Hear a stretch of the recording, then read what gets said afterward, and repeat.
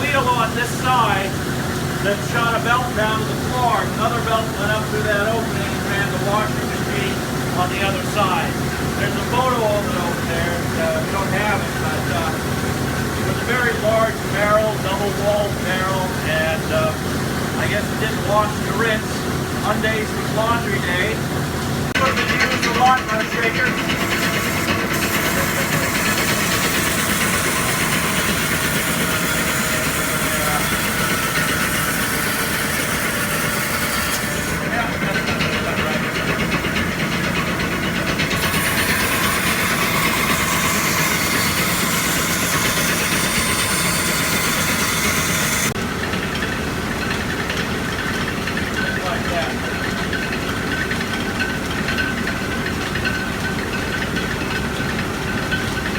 They would do a lot cleaner lines, of course, except that is the best.